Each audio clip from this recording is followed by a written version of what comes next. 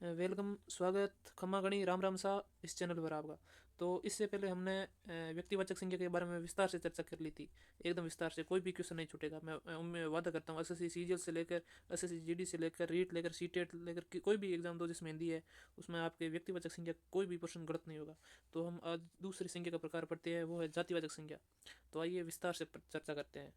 तो सबसे पहले इसकी परिभाषा देख लेते हैं। परिभाषा में ये, जिस संज्ञा शब्द से व्यक्तियों, वस्तुओं और जिस संज्ञा शब्द से व्यक्तियों, वस्तुओं और स्थानों के वर्ग वर्ग वर्ग यानी समूह का बोध हो, उससे जातिवाचक संज्ञा कहते हैं। समझ आ गया? मतलब जिस शब्द से हमको स्थानों, जातियों और वर्गों के समूह का बोध हो, उसके जातिवाचक संज्ञा कहते हैं। जैसे पहचान करते हैं। सबसे पहले इसमें देखते हैं पहचान क्या है इसकी। तो सबसे पहले पहचान यही है कि जैसे मैंने कहा था कि व्यक्तियों का वर्ग। तो व्यक्तियों के वर्ग में सबसे पहले क्या आएगा? व्यक्तियों का वर्ग। तो इसमें व्यक्तियों का वर्ग में जैसे शिशु का बच्चा हो गया, बालक हो गई, लकड़ी हो गई, लड़की हो गई, सॉरी, औरत हो गई। जातियों की पहचान में जैसे, तो जातियों में आगे जैसे शर्मा आ गए, वर्मा आ गए, ये सब जातियों की पहचान होती है। ठीक है। तो फिर आते हैं रिश्तेदारी का, जो भी संबंध बताती है रिश्तेदारी, वो सभी सभी जातिवाचक संज्ञा के अंदर आते हैं। रिश्तेदारी रिश्तेदारी जैसे हम बोलिए माँ, पापा, भाई, बहन, जो भी रिश्तेदारी, पेरेंट्स वगैरह, जो भी भाई बहन, गुरु गुरु भी इसमें आएगा, ध्यान रखना। ठीक है, जो भी रिश्तेदारी है सब इसमें आएगा, जातिवाचक संज्ञा के। और बाद में है एक है शरीर के अंगों का नाम। शरीर के अंग, हाथ, कान, नाक, मुंह, जो भी शरीर के अंग है, जो जातिवाचक संज्ञा के अंदर अंतर्गत आएंगे। फिर एक महत्वपूर्ण आ सकता है प्राकृतिक आपदा। प्राकृतिक आपदा प्राकृतिक आपदा में तूफान, बाढ़, जैसे हो गए टाइकोन वगैरह, ये सब प्राकृतिक आपदा जातिवाचक संज्ञा के अंतर्गत आ जाएगी। और यदि किसी विशेष तूफान का नाम दिया हो, या वस्तुओं के नाम, फिर आता है वस्तुओं के नाम। वस्तुओं के नाम में जैसे पुस्तक, टेबल, गाड़ी। तो पिछली कक्षा में हमने जैसे कहा था कि किसी विशेष पुस्तक का नाम आ जाए, जैसे रामायण,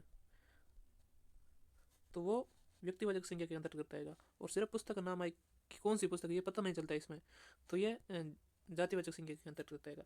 जैसे इसमें दे दिए थे, जैसे टाटा की गाड़ी, टाटा गाड़ी, या ऊँट गाड़ी, तो इसके अंतर्गत व्यक्तिवाचक संज्ञा आएगी। लेकिन सिर्फ गाड़ी का नाम दिया हो, सिर्फ गाड़ी का नाम, तो इसमें जातिवाचक संज्ञा के अंतर्गत आएगी ये। अच्छा, फिर देखते हैं स्थानों का मूल नाम। स्थानों का मूल नाम, ये भी जातिवाचक संख्या के जैसे हमने देखा स्थानों का मूल नाम, स्थानों का मूल नाम भी जातिवाचक संख्या के अंतर्गत आएगा।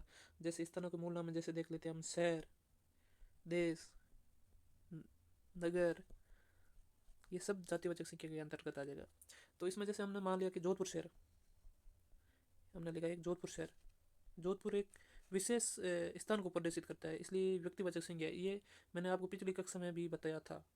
और देश देश का विशेष नाम आ जाए, जैसे जापान, कोरिया, तो वो व्यक्तिवाचक संख्या के अंतर्गत आ जाएगा। नगर में जैसे मेसोपोटामिया नगर आ गया, नाम आ गया, मान लो मिस्र आ गया, कोई भी आ गया बाई चांस, तो नगर के अंतर्गत व्यक्तिवाचक संज्ञा होगी। लेकिन केवल नगर नाम हो तो वहाँ पर जातिवाचक संज्ञा होगी, ध्यान रखना ये बात। अच्छा, पक्षी, पक्षियों का मूल नाम फिर आ जाता है। पक्षी, पक्षियों व पशु का मूल नाम। पशु पक्षियों का मूल नाम जातिवाचक संख्या के अंतर्गत आ जाएगा। जैसे मैंने पिछली कक्षा में कहा था कि यदि नाम दे दिया सोहन चिड़िया, सोन चिड़िया, तो वह व्यक्तिवाचक संख्या के अंतर्गत आएगा। जैसे एक खास प्रजाति की चिड़िया को प्रदर्शित करता है ये नाम। सिर्फ नाम आ गया चिड़िया, तो ये जातिवाचक संख्या हो गई। हमको पता नहीं चलता कि कौन सी चिड़िया, या उस प्रजाति के बारे में हमको पता नहीं चलता है। ठीक है, तो उम्मीद करता हूँ ये समझ आ गए होंगे। जैसे फल सब्जियों के नाम, जैसे आम, अमरूद, ये भी सभी फल सब्जियों के मूल नाम, प्रजाति का नाम नहीं, मूल नाम, जातिवाचक संख्या के अंतर्गत आएगा। पदों के नाम फिर आ जाएगा। पदों के नाम, जितने भी पद है इस संसार में, जितने भी पद है वो जातिवाचक संख्या के अंतर्गत आएंगे। जैसे हो गए, हमने कह दिया नेता, अध्यापक,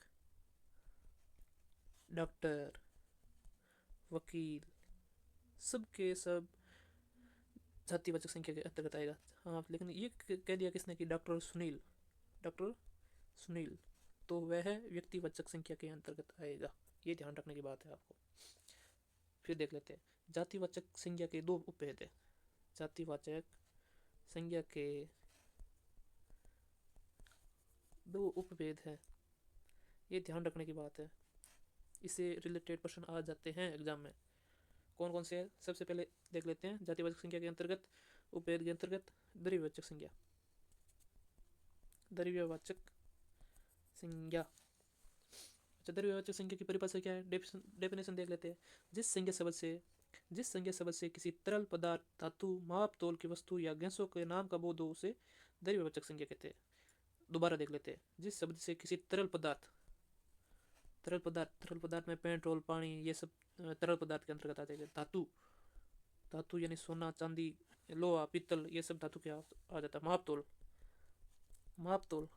तोल की सभी वस्तु, जैसे चीनी हो गई, जैसे तेल हो गया, जैसे घी हो गया, ये पानी हो गया, सब माप तोल की वस्तु का बोध कराते हैं, वह सिर्फ द्रव्यवाचक संख्या के अंतर्गत जानेगा, द्रव्यवाचक संख्या के अंतर्गत आएगा।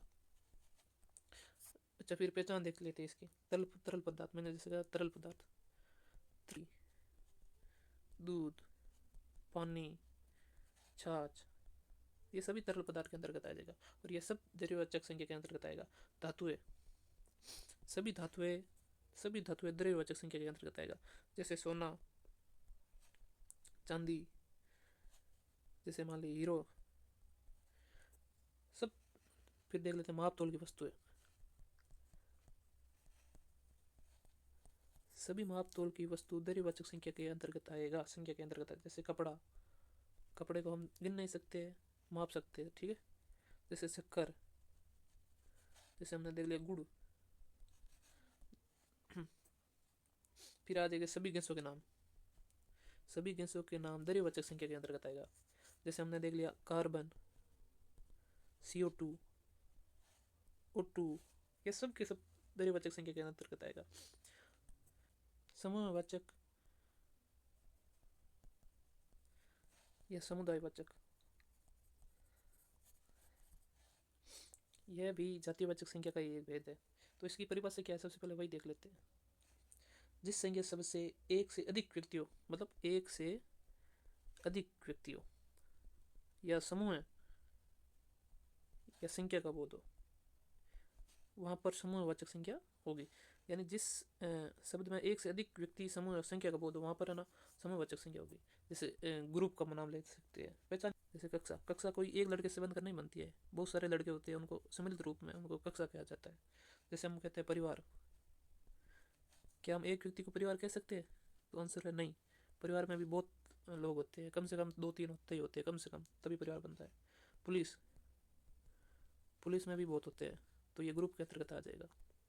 झुंड, एक व्यक्ति कभी झुंड नहीं बना सकता, ठीक है, तो यह भी समूहवाचक संख्या के अंतर्गत आ जाएगा। फिर आता है गुच्छा।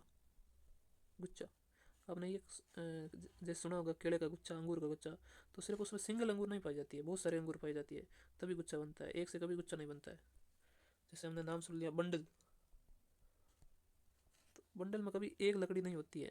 बीड़ी का बंडल हो गया तो उसमें भी बहुत सारा बंडल हो गया, जैसे बहुत सारी चीज़ें होगी तभी बंडल बनेगा, एक से कभी बंडल नहीं बनता है, ठीक है। तो यह भी समूहवाचक संख्या के अंतर्गत आ जाएगा। चलो, उम्मीद करता हूँ ये वीडियो आपको पसंद आया होगा। पता है मैं मेरी आवाज़ के ऊपर काम कर रहा हूँ, थोड़ा नर्वस हो रहा हूँ बोलने में, आवाज़ अटक भी रहा है कहीं कहीं, तो धीरे धीरे हो जाएगा अप्रूव। तब तक आप मेरे को सपोर्ट करते रहिए। वीडियो अच्छा लगा तो लाइक कीजिए, सब्सक्राइब कर दीजिए, शेयर कर दीजिए। थैंक यू, बाय बाय, मिलते हैं नेक्स्ट वीडियो में।